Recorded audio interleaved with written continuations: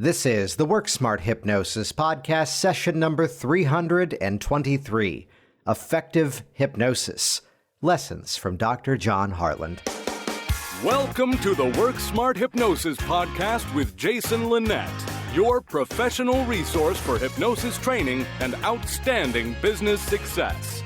Here's your host, Jason Linett. Welcome back to the program. It's Book Report Day.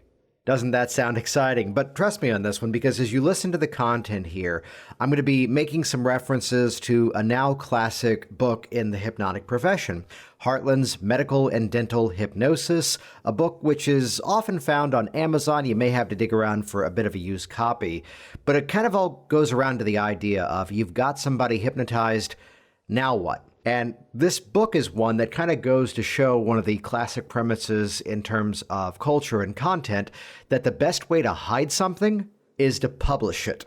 And I bring this up because there's a conversation that was posted to one Facebook group, and then someone did the thing where they commented on the Facebook post in another Facebook group and not the original one, which don't do that. Respond to the actual person asking the question and then share commentary elsewhere.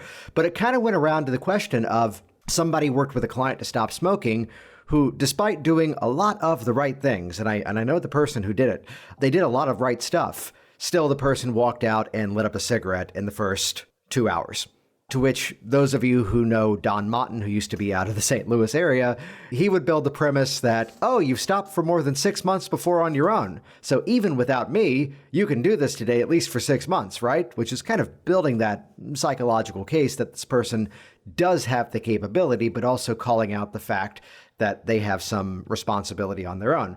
The real reason I'm recording this episode, though, is to highlight some of the work of someone who I think is one of those unsung pioneers of a lot of hypnotic change work, Dr. John Hartland, who lived from 1901 to 1977. And first and foremost, he was a British psychiatrist. He was involved with the British Society of Medical and Dental Hypnosis.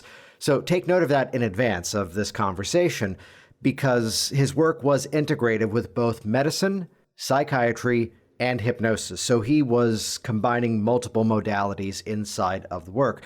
Now, most of you already know his work from ego strengthening. And in fact, it's one of the earlier podcast episodes in this series in terms of strengthening your ego strengthening and sort of a thematic through line of direct suggestion that you can use inside of your work to further enhance even advanced strategies.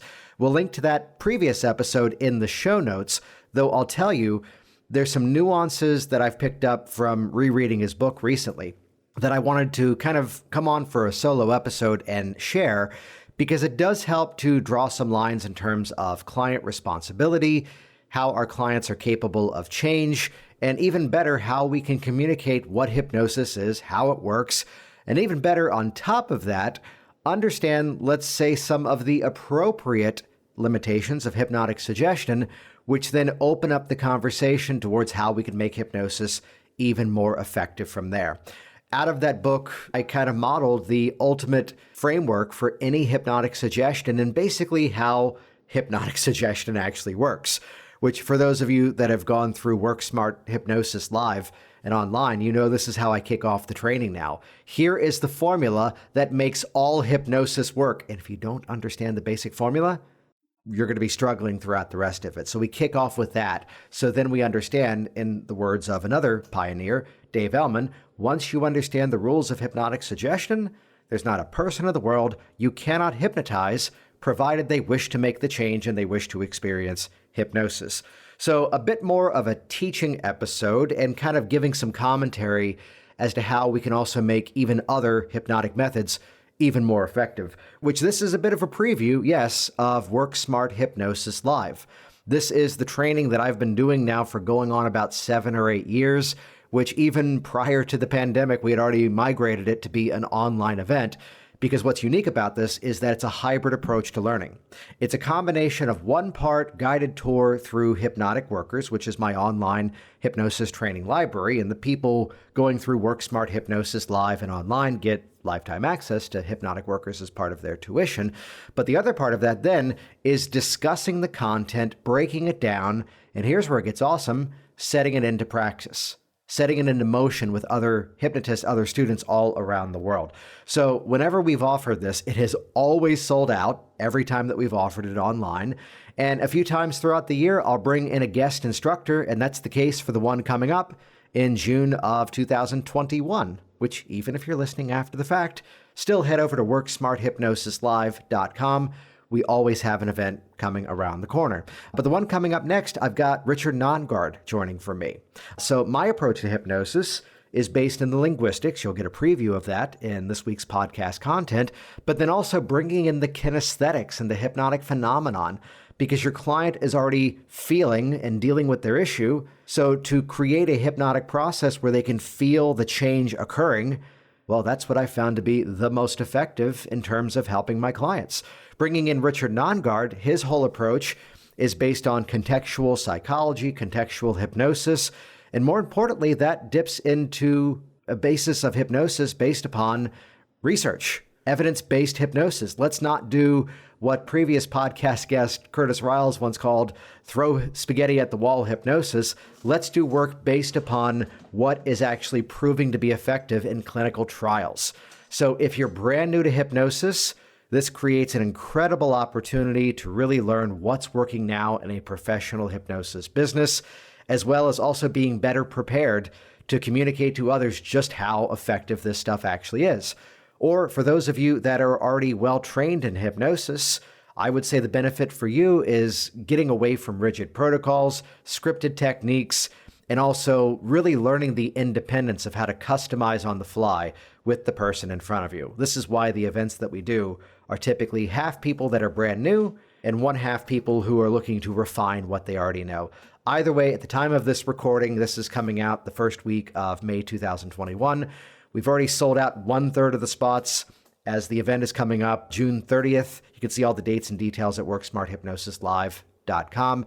We've already sold out 1/3 of the spots. We will sell this one out again as we've typically been doing, and you get lifetime access to the digital contents so you can benefit from the material long after the event. All the details over at worksmarthypnosislive.com. And with that, let's jump directly into this week's episode, session number 323, Effective Hypnosis, Lessons from Dr. John Hartland. Now, let me give you a bit of a roadmap of this information before we officially jump in. This is about specific excerpts. This is about specific language patterns as we go through this material. So this is actually the second recording of this week's episode, in that I'm not giving specific page numbers, also because there's different versions of that original book. Again, Hartland's Medical and Dental Hypnosis. And it's more the bigger picture themes. So let's kick this off. Hartland would talk about therapeutic suggestions during hypnosis. And inside of there, he gives two basic formulas. First of them would be is that as X is happening, you will do or think or feel Y. This is how I kick off all of my trainings. Almost every hypnotic suggestion for change, creating the hypnotic state, deepening, whatever it might be, it's always a cause and effect relationship. As you do this, you notice that. And this also applies to the change work too, because as you throw out those cigarettes, you realize you are taking back control of your life. As you step onto that platform, you feel that confidence rising throughout you. So again, we're most often creating cause and effect relationships because that's how the mind works. In fact, that's the same way the person has the problem. Their issue is already anchoring, and we are helping to re-anchor. That's a word now. We're helping to create new associations, new connections. So as X happens, you'll notice Y, you'll feel Y, you'll do Y. The other format of this is still basically the same formula, but now with another nuance to it. As I count from 1 to 10, let this thing happen. So let's imagine a classic hypnotic technique like glove anesthesia. As I count from 1 to 10, let your hand become more cold and numb. Well, some of you have been around me already to know that I say this is now suggesting yourself into a corner. The better way to phrase this would be, as I count from the number 1 onward, let this thing happen more and more. Those of you that have been through WorkSmart Hypnosis live and online, those of you that have seen my Hypnotized with Conviction content, this is a major theme that I teach. Don't give a framework as to the conclusion, give an open-ended framework. So this way, if I was trying to even do abreactive style hypnotic regression, if you wanted to, As I count from 1 onward, let that feeling rise up throughout you. The benefit of this is that I've set no limit. If I had to count to 3, if I had to count to 6, if I had to count to 11, it's okay. And no, none of my clients have ever called each other to say, "Hey, Joe, my arm's stuck to the chair on number 7. What about you?" 3? Rats. No, of course that doesn't happen. But understand there's a basic formula inside of this work. Cause and effect relationships, actions and results, pacing and leading, these are all the same definition. So this is why I'm recording this session, by the way. It was that post that someone put up about the guy who purposefully lit up a cigarette a few minutes after the stop smoking session. Let me read an excerpt from the Hartland book on post-hypnotic suggestion, which before I do that, I think we all need an update as to what a post-hypnotic suggestion is. If you came from a stage hypnosis background, which was my origin story, we think of post-hypnotic suggestion as now the show's over, but when I say this word, someone out in the audience does the funny thing. Well, that is a post-hypnotic suggestion. When I say my name, people stand up and start to yell this thing out. Just to give you a favorite bit back from the day, I would turn people into Martians. This is a classic bit. When I say this word, you're going to stand up and speak in this Martian dialect. But I would purposefully have people in the audience heckle me during the post-hypnotics. And it was fun in a high school because, public high school, they're sensitive about content. And I would say, when you stand up, when I say this word, you're going to yell the most offensive things about me that you can think. And it's fun to then watch the staff of the high school start to cringe and worry about what's about to happen. And then the funny thing happens as to go, but you're still those Martian visitors. So I've given you this extended description of post-hypnotic because that's what post-hypnotic suggestion is for the stage hypnotist. As a person who helps to create change through hypnotic suggestion, all hypnotic suggestions pointing at a change are a post-hypnotic suggestion. Think about that. The client can hang out in your office all day and not have a fear of flying, but you're not working on making them feel comfortable in your room about flying.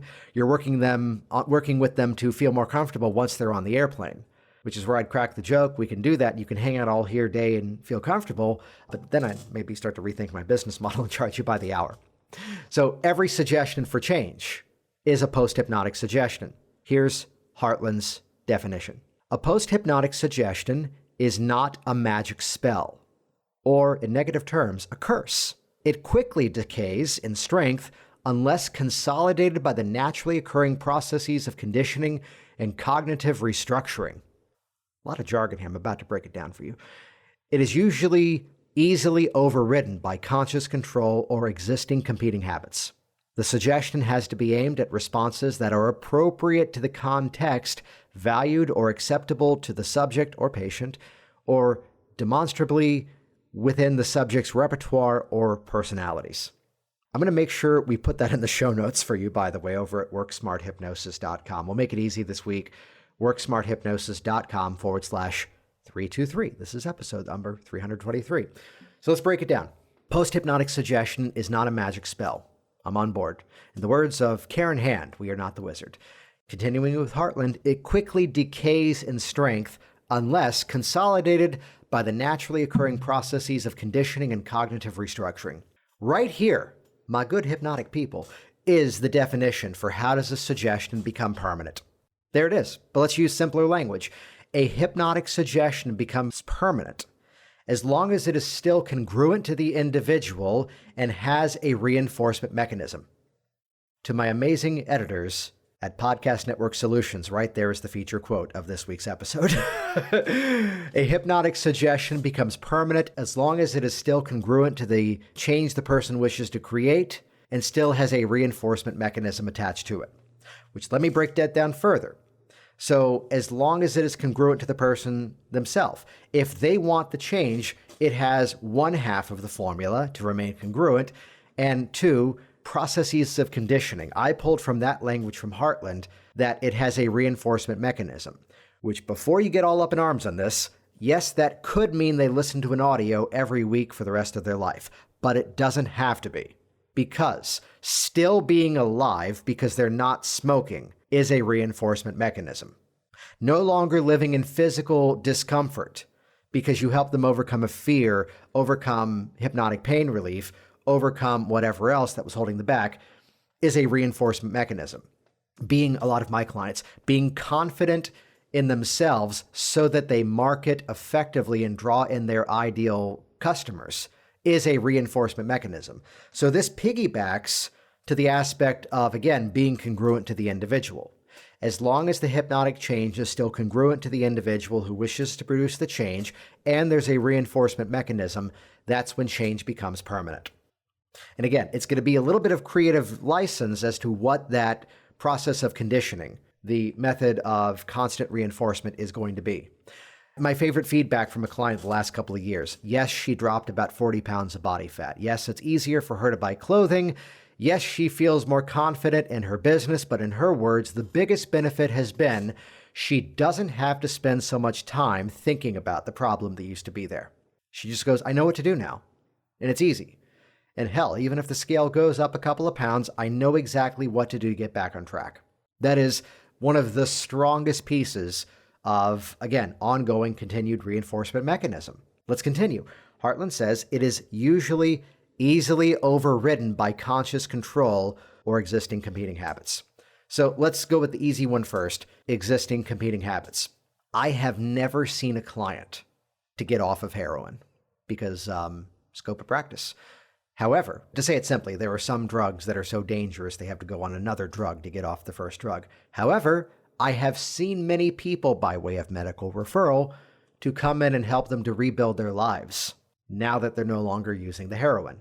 So usually easily overridden by conscious control or existing competing habits. So what would be the existing competing habits? If they're still hanging out with the heroin junkie friends, it's not a supportive environment for them to not be the heroin junkie. Again, I'm seeing them after the fact in terms of building confidence, building their skills, building up who they've now become.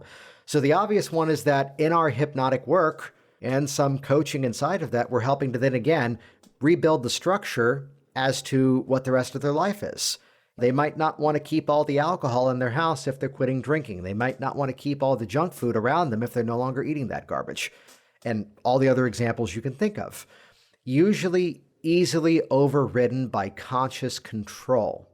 This is where at all point of the game, huge credit, by the way, to an amazing podcast episode with who I think has the coolest name in all of this entire industry. The podcast episode I did with Felix Economakis. As much as Felix is the guy known for selective eating disorder, the amount of time he spent on that podcast episode with me talking about client responsibility. So it's the client's responsibility to, existing competing habits, throw out the cigarettes, position themselves for success is how I tend to say it. So at any point in time, they could override the change. I'm debating whether I should censor myself here, and I think I should. But a guy who I saw like in 2012 to quit smoking, who came to see me again in 2017 because he went back to it. I think I gotta go cryptic on this when I go, what made you go back to it? And he used one word, which was a slang term for a piece of the female anatomy. And as he put it, he goes, I met a girl who said that she'd only date a guy if he was also a smoker. And so we started dating. The problem was she was also involved with several other smokers, despite I thought we were, she cheated. So again, he made the decision that she might be worth it. And clearly you got the rest of the story. So again, at any point in time, your client can consciously override. That's what happened with this person who put up the post. The person made the decision. We're using hypnosis to help to people see that they have more options and more strategies than they give themselves credit for. So we keep these things in mind because this is the stuff we ought to be addressing in our pre-talk, in our marketing materials, in our sessions. Do you see how now, just simply uttering the suggestion, you're never going to be afraid of this thing again, you're now a non-smoker, it's not enough. As I look at hypnosis now as being a process of mutual psychological influence in which hypnotic phenomenon may be possible, I have become so much more effective. And this is where the origin of it, some of it comes from. The rest of Hartland's definition of post-hypnotic suggestion is basically that it has to be something that they can still do. I can help the opera singer feel more confident. Her skill of actual performance comes back to her preparation, training, and experience. I talked to someone a couple of weeks ago who's helping people through hypnosis to learn languages faster. And yes, he's hitting the research around memory, but his marketing is brilliant because, pending he actually makes use of the marketing, he's also talking about the fears, the stress, and the negative stories that people often tell themselves as to why it's harder to learn a language when they're older. No, change the story, change your life. So there's some examples from Hartland's book, just kind of round this out, that for anxiety management, here's an example of suggestion from Dr. John Hartland.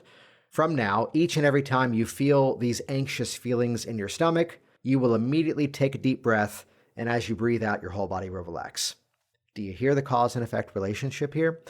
I want to punch this up further, though, because Hartland has in his language, every time you feel these anxious sensations, and again, those of you that have gone through Work Smart Hypnosis live and online have heard my bit on the power of distance and dissociate. To deliver this suggestion the way it's written is telling the client they're still going to have the problem. Every time you feel these sensations, you'll do this and feel better. No, even if there is the rare moment where some of that old feeling pops up, distance, dissociate, diminish. There's your formula. Even in the rare chance that you feel some trace of what you used to have called a craving, you'll immediately take a deep breath and find that single cleansing breath of air becomes so much more satisfying than the old behavior ever was. Do you see how we can make this better? Distance, dissociate, diminish. Here's another one from Hartland on anxiety. As soon as you start to notice your heart beating, the thought of that relaxing scene will come to mind. Now, we have to assume maybe the client said they feel like their heart is beating out of their chest, and he's done some bit of a safe place mechanism. Again, distance, dissociate, diminish. Even if there is the rare moment where some of that old feeling in your chest arises, you may surprise yourself as, without even having to suggest it, that's a hypnotic phrase I overuse, that without even having to suggest it, the thought of that relaxing scene comes to your mind. Well, that was a safe place mechanism. Remember, Hartland was a psychiatrist, so maybe he saw clients with some more colorful issues than what most of us would see. Because yes, there's an example in his book. Dude, buy the book just for this one. Working with a client for exhibitionism. You know, exposing yourself in public. Well, here's Hartland's suggestion for that client. Each and every time you feel the urge to expose yourself, the image of that terrible scene will come to mind. Paints some pictures now, doesn't it? Even if there is the rarest chance. Again, you can look at the rest of Hartland's work specifically around ego strengthening and understand even he didn't tend to go in that direction that often. He was lead with the positives, build up the individual first, so then you can take down the issue. And that negated, in his experience, and my testing as well, the need for deep emotional hypnoanalysis because we've built up the individual. It's never about the event. It's never about where they've come from. Experience plus emotion equals perception. All hypnotic change is about perception. So even as someone who will occasionally make use of hypnotic regression to, here come the air quotes, cause, it's not about the event. It's not about the event. It's about, instead, the perception of it. So keeping that going, here's another suggestion from Hartland, which would be, here's one on compulsive hair pulling. As you reach to pull your hair, do you hear the unintended embedded command inside of that? You want to distance, dissociate, diminish. There's a formula. Even in the rare chance you notice a feeling that you might have previously labeled as being a need to pull, you'll immediately allow your hands to make another choice. So do you see some of the formula? It's always a cause and effect, and this is not, no, the only thing that we do, but it's a major element of it. But then again, I love this one, the idea of what Hartland introduces as psychodynamic therapy. Between now and when I see you again, you will have a dream at night that will help you to understand your problem. I love that. Let's maybe make it slightly better, though. You'll have a dream at night that will help you to understand the many solutions you already have in your own life. So cause and effect relationship, as well as my take on it, distance, dissociate, and diminish. So the rest of Hartland's legacy was that of, again, you don't have to do a root canal to do a teeth cleaning. I say that as I've anecdotally talked to 3 dental hygienists this morning who want to sign up for hypnosis training courses. They're concerned about distance. Also, their hands are tired after all these years, and that's been a character type many times in our trainings. So go back to the previous episode on Hartland that I did on ego strengthening. I believe it is episode number 4 off the top of my head. And then you'll hear the rest of the story, that building up the individual, building up confidence, building up ego. And I'll tell you, the strength of this becomes, this builds a more positive approach to change. Do you see how it's not just fancy talk on my websites?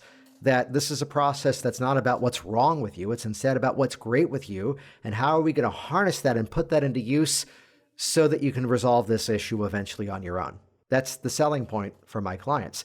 That's what I teach to my students and offer what unfortunately is a rare thing in our industry, to actually learn what's working right now in my business. So take everything today in terms of, again, seeing where to point your hypnotic change, where to improve the work that you do. If this is resonating with you, head over to worksmarthypnosislive.com.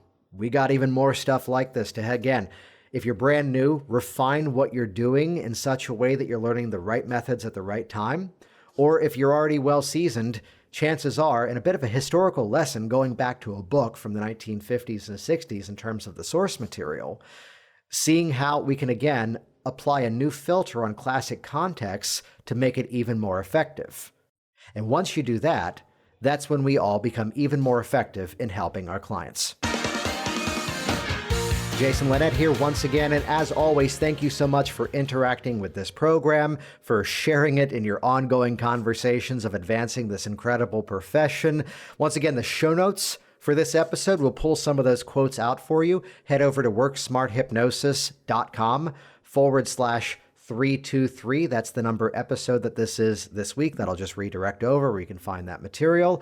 And again, if this has been helpful to you, we got a whole lot more for you. We'd love to have you there at the next Work Smart Hypnosis Live, an online event. The one coming up in June of 2021, bringing in a guest instructor once again, myself, as well as Richard Nongard, 2 hypnotists for the price of 1. How about that?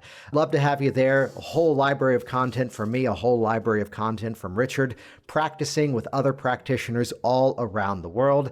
Because if you want to be effective at doing hypnosis online, it kind of makes sense to learn how to do it online. That and the strategies to get out there, get your first or your next 50 to 100 clients, and learn universal structures for change to make you even more effective at helping your clients. Check that out, worksmarthypnosislive.com. We'll see you there. Thanks for listening to the Work Smart Hypnosis podcast at worksmarthypnosis.com.